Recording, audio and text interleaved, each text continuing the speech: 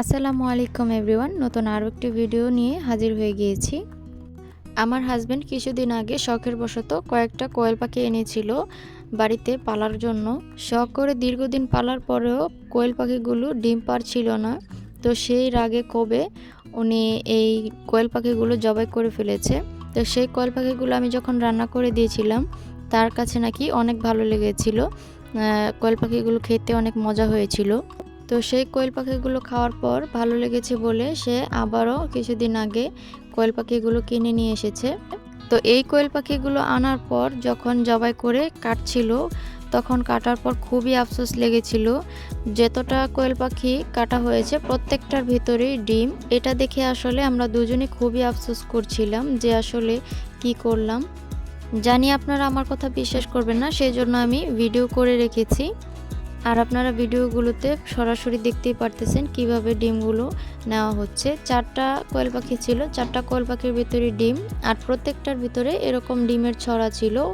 আর বাজার থেকে কোয়েল পাখিগুলো আনার পর সে নিজেই জবাই করে নিজেই কেটে কুটে প্রসেস করেছিল।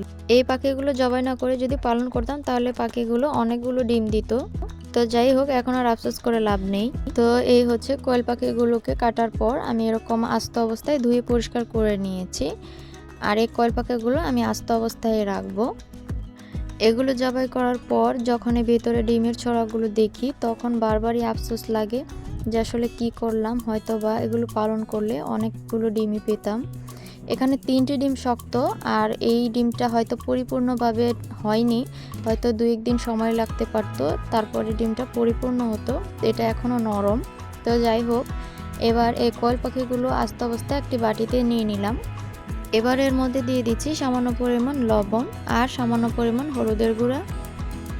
লবণ আর হলুদের গুঁড়াটা দিয়ে দেওয়ার পর একটু হাত দিয়ে বাটিটাকে ঝাঁকিয়ে নেব। ঝাঁকিয়ে নেওয়া হয়ে গেলে প্রত্যেকটির গায়ে গায়ে যখন হলুদটা লেগে যাবে তখন হাত দিয়ে একটু ভালোভাবে মিশিয়ে নেব। এতে করে খুব ভালোভাবে প্রত্যেকটির গায়ে গায়ে হলুদ আর লবণটা মিশে থাকবে। তো এবারে পাখির মাংসগুলো ভেজে নিতে হবে। সেই জন্য আমি চুলায় একটি হাঁড়ি বসিয়ে এর মধ্যে সামান্য পরিমাণ তেল দিয়ে দিচ্ছি। তেলটা গরম হয়ে আসলে আস্ত কোয়েল পাখির মাংসগুলো দিয়ে দিলাম। একে একে 4 পিস পুরোটা দিয়ে দেওয়ার পর একটু নেড়েচেড়ে দিতে হবে। আর এটাকে কিন্তু আমি খুব বেশি গাঢ় কালার করে ভেজে নেব না, হালকা একটু ভেজে নিলে হয়ে যাবে। ভাজার সময় এপিট ওপিট করে উল্টে পাল্টে দিতে হবে যেন চতুর্পাশটা সমানভাবে ভাজা হয়। আমি আমার সুবিধা অনুযায়ী এই কোয়েল পাখির মাংসগুলোকে আস্ত অবস্থায় রেখেছি, তবে আপনারা আপনাদের সুবিধা অনুযায়ী এই মাংসগুলোকে কিন্তু টুকরো করেও নিতে পারেন। তো এবার এপিট ওপিট করে ভেজে নেওয়া হয়ে গেলে চুলা থেকে নামিয়ে নেব। আর দেখতেই পেয়েছেন আমি কীরকম কালার হয়ে আসার পর এগুলোকে উঠিয়ে নিচ্ছি। আপনারা চাইলে এর থেকে আরও গাঢ় করেও ভেজে নিতে পারেন আপনাদের রুচি অনুযায়ী। তো এবার এগুলোকে নামানো হয়ে গেলে এর মধ্যে দিয়ে দিব 1/4 কাপের মতো পেঁয়াজ কুচি। আপনারা চাইলে পেঁয়াজ বাটাটাও ব্যবহার করতে পারেন। পেঁয়াজটা দেওয়ার পর একটু সময় নিয়ে ভালোভাবে ভেজে নেব। পেঁয়াজটি দিয়ে দেওয়া হয়ে গেলে এর মধ্যে একটি তেজপাতা মাঝখান দিয়ে চিড়ে দিয়ে দিচ্ছি। আর 2 থেকে 3টি করে এলাচ আর দারচিনি দিয়ে দিলাম। এবার এগুলো দিয়ে খুব ভালোভাবে নেড়েচেড়ে পেঁয়াজটাকে ভেজে নিচ্ছি। তারপর এর মধ্যে দিয়ে দিচ্ছি সামান্য পরিমাণ লবণ।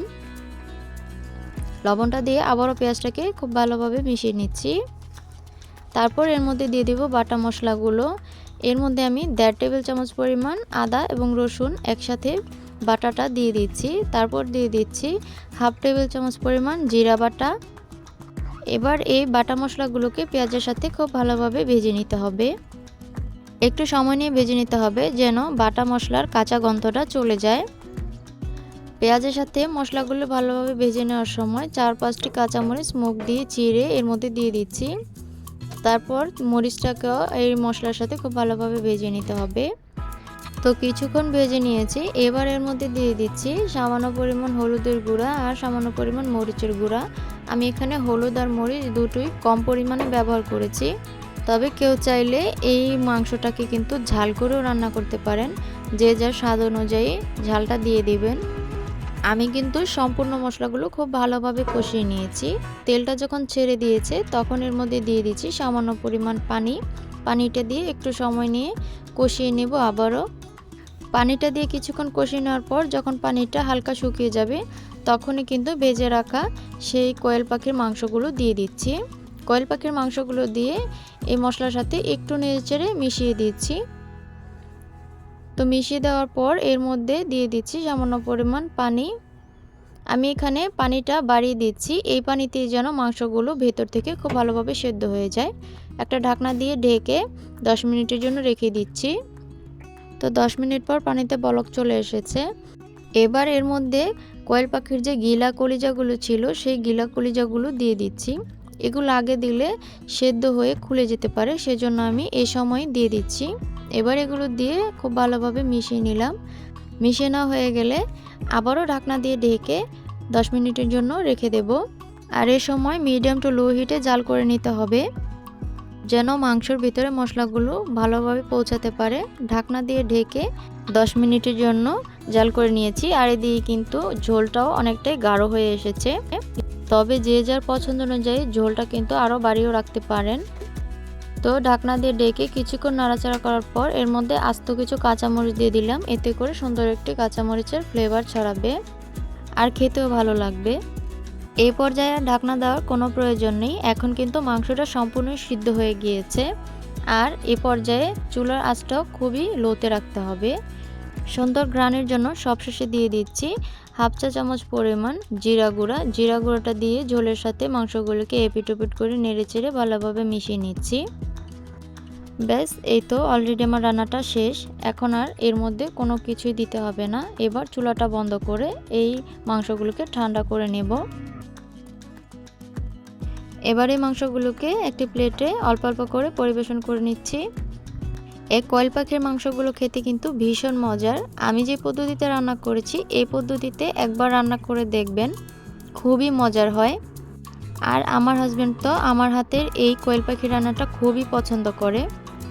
ফুল রান্নার ভিডিওটি যারা দেখেছেন তারা কিন্তু নিশ্চয়ই খেয়াল করেছেন আমি সম্পূর্ণ ঘরোয়া পদ্ধতিতে অল্প মশলায় এই মাংসটি রান্না করেছি। একবার হলেও বাসায় এই মাংসটি রান্না করে ট্রাই করবেন, দেখবেন খেতে কিন্তু ভীষণ মজার হয়। আর ভিডিওটি ভালো লাগলে প্লিজ লাইক, কমেন্ট আর বেশি বেশি শেয়ার করে দেবেন। অবশ্যই চ্যানেলটিকে সাপোর্ট করবেন আর সবসময় চ্যানেলের পাশেই থাকবেন। সবাই ভালো থাকবেন, সুস্থ থাকবেন। সবাইকে অসংখ্য ধন্যবাদ। আল্লাহ হাফেজ।